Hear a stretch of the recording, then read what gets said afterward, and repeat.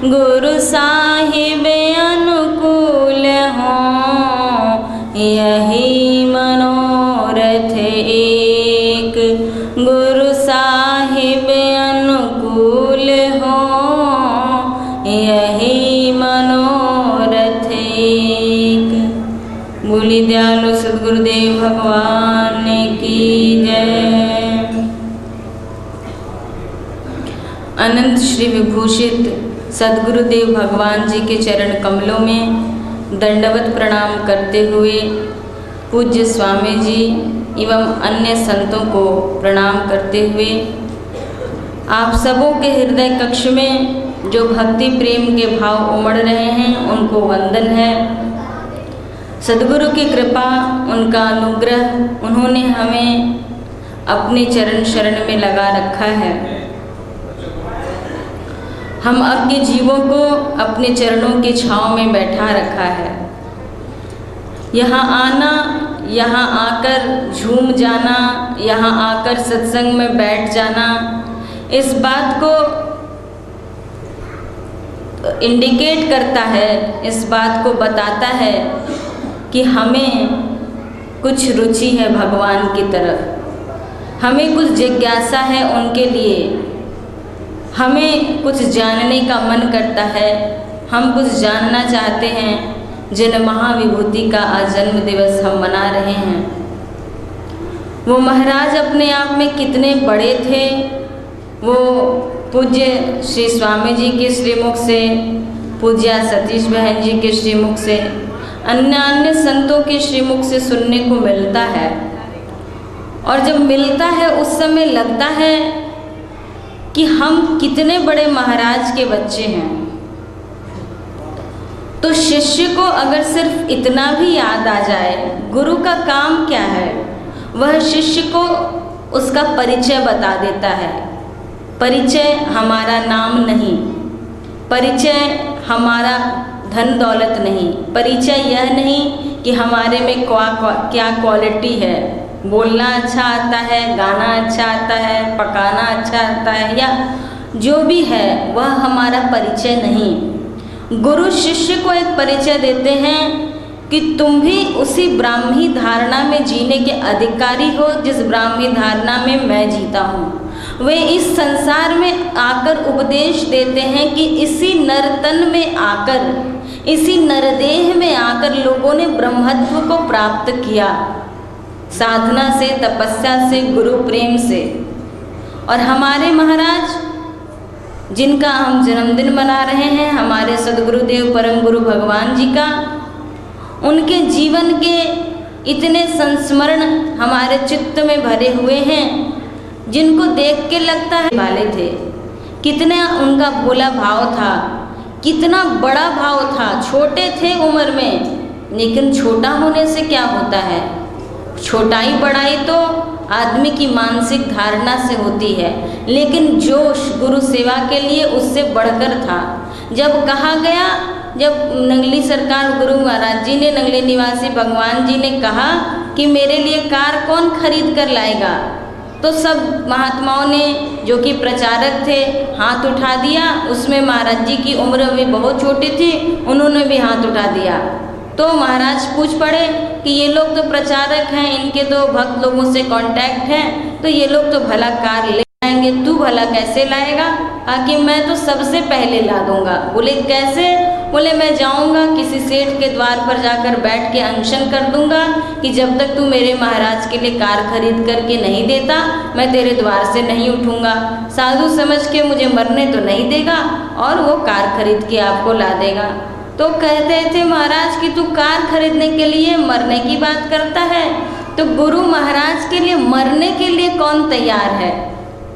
ये कसौटी पे खरा उतरना जो है, टेस्ट जो है, ये जो ऐसा यहाँ पे गुरु महाराज के दरबार में जो है, ये बाहर का जो एग्ज़ाम है उसमें तो क्वेश्चन बैंक छपता है और वहाँ क्वेश्चन रिपीट होता है, लेकिन यहाँ क्वेश्चन कभी रिपीट नहीं होता है। किस रूप में परीक्षा ले ली जाएगी, उस समय हमारा ज्ञान धरा का धरा रह जाएगा। हमें लगता है कि हम भी बहुत बड़े प्रेमी हैं, लेकिन वो करता ही नहीं है, वह हृदय का इस्तेमाल करता है। हम जानते हैं इस प्रसंग को भी फिर भी बोलना बहुत ही उचित यहाँ लग रहा है कि एक बार गुरु महाराज जी, परम गुरु भगवान जी किसी से सिक्का बदल रहे थे, लोगों से नोट के बदले सिक्का बदल रहे थे। तो वो तो अपने नंगली निवासी भगवान के प्यारे मस्ताने थे, नज़रों से ओझल नहीं होते थे। नंगली सरकार ने कहा कि खोजो कि वो है कहाँ, वो इतनी दूर तो मुझसे रहता नहीं, इतनी देर से आया नहीं।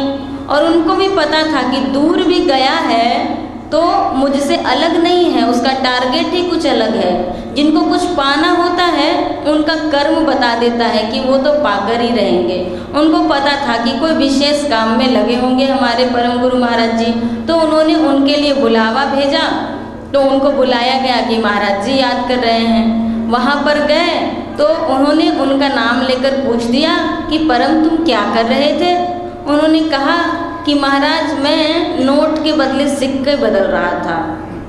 तो उन्होंने कहा कि नोट के बदले सिक्के बदल रहे थे, ऐसी क्या बात है, नोट भी मुझे चढ़ाना है, सिक्के भी मुझे चढ़ाने थे, तो तुम्हें क्या ज़रूरत पड़ी है पैसों की। तो पहले तो उन्होंने कहा कि किसी ने दे दिए थे। उसके बाद कहा कि नोट के बदले सिक्के मैं इसलिए बदल रहा था महाराज कि सिक्कों में बादशाहों का चित्र अंकित होता है, वो नोट में तो मिलता नहीं है। और मैं कहाँ आपका छोटा सा अदना बच्चा, मुझे कुछ आता नहीं, सेवा कार्य भी जानता नहीं। ये तो बड़े बड़े स्वामी जी लोग हैं, भक्तों को झुकाते हैं, धनमाल की सेवा करवाते हैं, मैं तो कुछ सेवा भी नहीं कर सकता। इसीलिए मैं सोचा मैं कहाँ से बादशाह को लाके आपके चरणों में झुकाऊंगा। इसीलिए ये जो सिक्के वाले 5 बादशाह हैं ये मैं आपके चरणों में लाके चढ़ाना चाहता हूँ। कितना भोला भाव अपने मालिक के प्रति। और सरकार द्रवित हो गए और उन्होंने क्या कहा, कोई बात नहीं, तू तो सचमुच छोटा है, कोई बात नहीं, मैं तेरी भावना कबूल हुई, मैं समझ गया कि तू बादशाहों को ही मेरे चरणों में चढ़ा रहा है। और कोई बात नहीं बेटा, तू चढ़ा नहीं पाया क्या, तेरा भाव कबूल हुआ, मुझे तेरे चरणों में जरूर बादशाह झुकेंगे। ये गुरु का आशीर्वाद कुछ सोच के गए थे कि मैं सिक्का चढ़ाऊंगा, मैं ऐसा बोलूंगा तो वे ऐसा बोलेंगे। आशीर्वाद लेन देन व्यापार है नहीं, वह तो भाव से बस भाव उठा कि महाराज के चरणों में सिक्का चढ़ाना है। इसलिए बुद्धि यहाँ काम नहीं करती, यहाँ हृदय की बात है। और हम जिन विभूति का, हम जिन महापुरुष का, हम जिन देवाधिदेव का जन्मदिन मना रहे हैं वे प्रेम के अवतार थे। वे मालिक इतने बड़े थे, इतने बड़े हैं, अभी भी हैं। और मेरी भावना, सबकी भावना वो सुन रहे हैं। झूला झुलाने का मन था, किसी तरह से पूरा कर दिया उन्होंने मेरा भाव। इसलिए मुझे लगा कि आपको पूरा करना है, आप जरूर पूरा कर देंगे।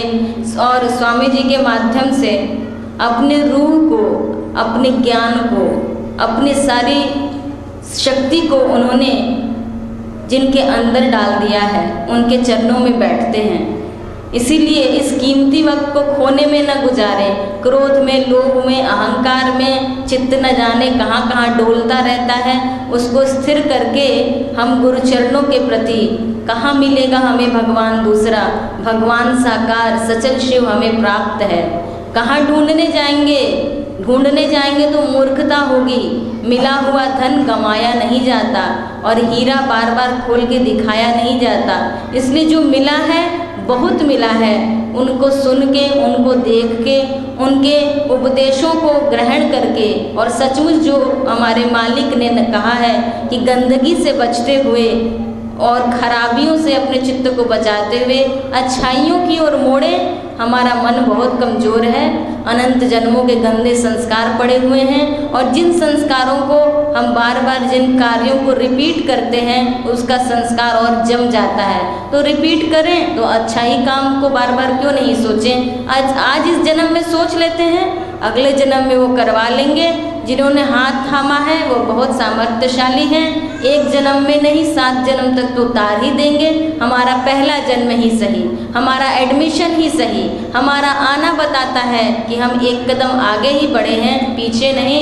और मालिक कृपा करें, अनुग्रह करें, हम दीन अज्ञ बच्चों को अपने चरण शरण से लगाकर हमें भी ज्ञान में, हमें भी प्रेम में, हमें भी हमारी बुद्धि में प्रेम की प्रतिष्ठा कर दें। यही उन प्रेमावतार से विनती है। बोले दयालु सद्गुरुदेव भगवान की जय।